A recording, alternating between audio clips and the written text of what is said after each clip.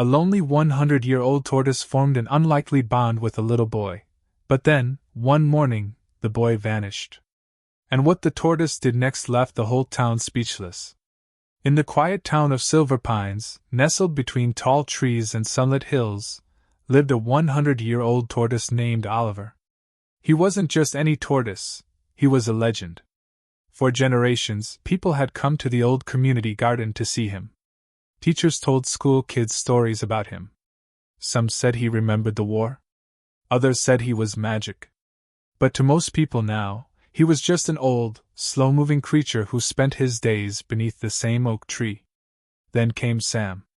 Sam was only 7, with messy blonde hair, scraped-up knees, and a backpack full of questions. His family had just moved from the city. He didn't have friends yet.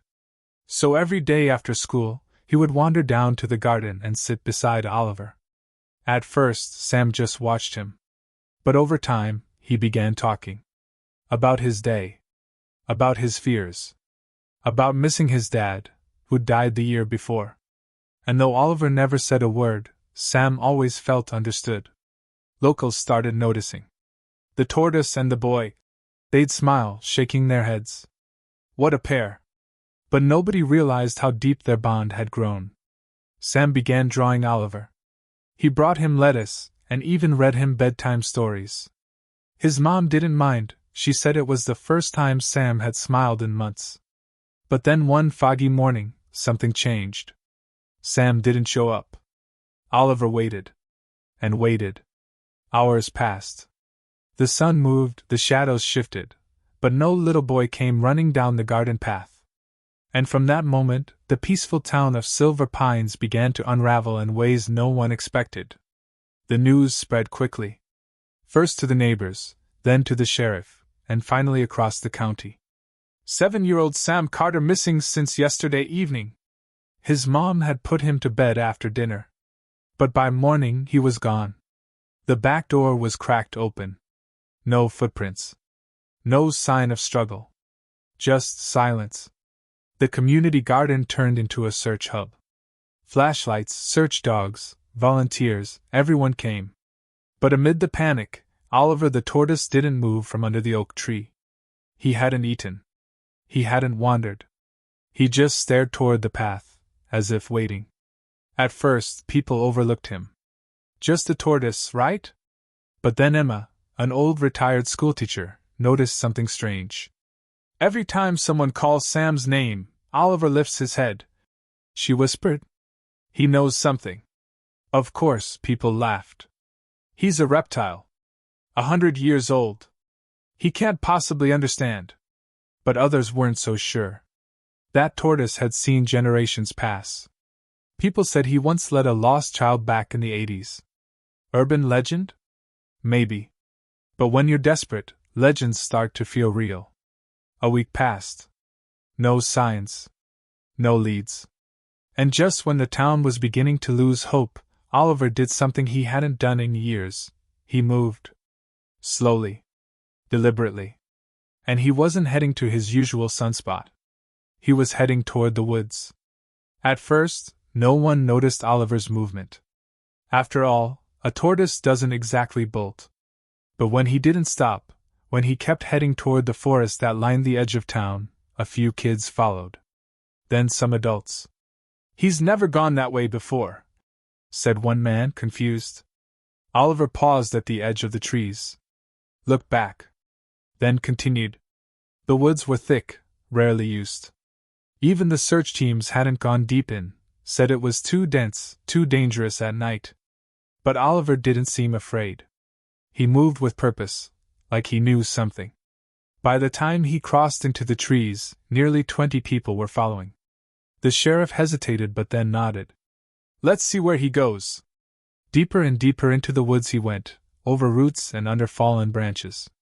No hesitation. No fear. And finally, after nearly an hour of slow marching, he stopped at a clearing. Everyone looked around. Quiet. Empty. Nothing but ferns and rocks and... Wait! Someone shouted. What's that? A piece of cloth. Torn. Blue with a cartoon dinosaur. Sam's favorite shirt. He had been here. The mood shifted instantly. The sheriff radioed in reinforcements. The volunteers fanned out. The tortoise? He stayed right there, as if he'd brought them exactly where they needed to be.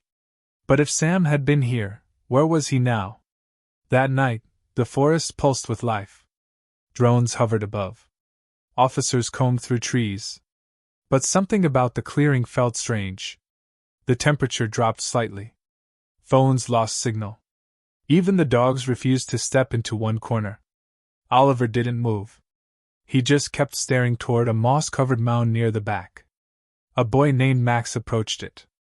"It's just a pile of rocks," he whispered. But then, he heard it. A faint noise. Like a whisper. Like breathing. Max waved over a deputy. They pushed aside the rocks, carefully, layer by layer. And beneath them, a small opening. Like a burrow. The deputy crawled inside with a flashlight. Seconds later. "I found him!" Sam was curled up, dirty, cold, but alive. Tears. Screams. Relief. They pulled him out and rushed him to an ambulance. He was weak, but conscious. When he saw Oliver, he reached out. "You found me," he whispered. Later, the doctors said it was a miracle. That the cave had kept him safe from the cold. That if it hadn't been for Oliver, Sam might not have survived another night. The town rejoiced. But they also had questions. How did a tortoise know? Sam was safe, but he didn't remember everything. He said he'd gone out to look for fireflies. Wanted to show Oliver one. Then he saw a light in the trees, followed it, tripped, and fell down a slope. He tried to climb back up but couldn't. It was dark. He crawled into the cave and waited, hoping someone would find him. But the strangest part? "I had dreams," he said. "Of Oliver. Calling me. Telling me to stay put." Everyone thought it was just a kid's imagination. Trauma mixed with memory. But Emma, the retired teacher, looked pale. "He's not the first," she whispered. "Decades ago, a little girl went missing near the river. It was Oliver who led people to her too." A few scoffed. Others nodded slowly. And from that moment on, people began to look at Oliver differently. He wasn't just a pet. He wasn't even just a town mascot. He was something else. Something older. Wiser. Watching. Protecting. The story of the tortoise and the boy would go down in Silver Pine's history. But what no one expected was that the story wasn't over. Because a month later, Sam disappeared again. It started on a Sunday. The sun was high. Birds chirping. Everything felt normal. Sam was playing in the yard. His mom had just baked muffins. Oliver, as always, was in the garden, resting beneath the oak tree. Then Sam asked, "Can I go read to Oliver?" His mom smiled. "Just stay in the backyard." He nodded. That was the last time she saw him. Minutes passed. Then an hour. She called for him. Nothing. She ran outside, no sign of Sam. The garden was quiet. The oak tree stood still. And Oliver was gone too. The panic hit harder this time. The town, still reeling from the first incident, snapped into action. Drones flew. Roadblocks were set. Every inch of Silver Pines was combed. But something was different. There were no footprints this time. No open doors. No trail. Just absence. And once again, the only living thing missing alongside Sam was Oliver. The town began whispering. Was it a coincidence? Was Oliver somehow connected to the boy's disappearances? Or was he taking him? Some even asked if the tortoise was cursed. But Emma shook her head. No. He's trying to protect him. Again. The sheriff, under pressure, made a bold call. Find the tortoise. He knows where Sam is. And so, for the first time in history, a town-wide search began for a 100-year-old tortoise. It took 2 days. Finally, a ranger spotted him. Oliver was deep in the forest, far past where he'd ever gone before. Further even than the cave. But this time, he wasn't moving. He was sitting at the edge of a cliff. Below it? A valley, untouched, green, with a small river cutting through it. No one knew it existed. Not even the oldest maps showed it. And just then, movement. A boy. Sam. He was on the other side of the river, sitting on a stone, barefoot, watching the water. They called to him. He didn't answer. They shouted louder. Still, nothing. Then Oliver made a sound, a deep, low grunt, and Sam turned. His eyes lit up. But when the rescuers tried to climb down, the slope gave way. Too steep. Too loose. Sam just stood there, staring, smiling. Then he yelled something nobody expected. "Don't worry. He says it's safe here." "Who? Oliver?" The team looked at each other, shaken. That night, they made camp near the cliff. They'd retrieve Sam in the morning. But by dawn, he was gone again. The second disappearance hit harder.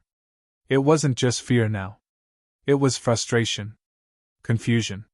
Questions that made no sense. Sam had been found, and then vanished again? Was he hiding? Was someone else involved? Or was it Oliver? Theories spread like wildfire. Some believed Oliver was guiding the boy to safety, again. Others feared something darker, that maybe Oliver was part of something beyond explanation. Emma stayed quiet. Until one evening, she came forward with something she'd never told anyone. "When I was 8, she said, I followed Oliver too." The town stared. "He led me to a place when I was scared, after my father died. It was peaceful. I don't remember how I got back. But for years I had dreams. Dreams of a valley. A stream. Of being told you're not ready yet. Her voice cracked. And now, maybe Sam is ready." People didn't know what to believe. Magic? Memory? Coincidence? But no one could deny this. Oliver wasn't ordinary. And neither was Sam anymore. Weeks passed. No trace. No sound. No Sam. Oliver returned to the garden, alone. But he wasn't the same. He no longer ate. Barely moved. He just faced the woods, waiting. Sam's mother sat by his side every day, whispering stories, crying softly. The town mourned. Quietly. Respectfully. But many still held hope. Because sometimes, late at night, people swore they saw something in the woods. A soft glow. A small figure. A flash of blonde hair. Some said it was grief playing tricks. Others said it was Sam, watching. But no one dared enter the valley again. Until one fall morning, almost a year later, a boy appeared on the road. No shoes. Dirty shirt. But smiling. Sam. He walked into town, hand on Oliver's shell, like nothing had happened. When they asked where he'd been, he simply said, "I was learning." And then, he hugged Oliver and whispered, "Thank you." Sam never fully explained where he went. Or what he meant by learning. Doctors said he was perfectly healthy. Stronger even. But different. More thoughtful. Quieter. He didn't talk like a 7-year-old anymore.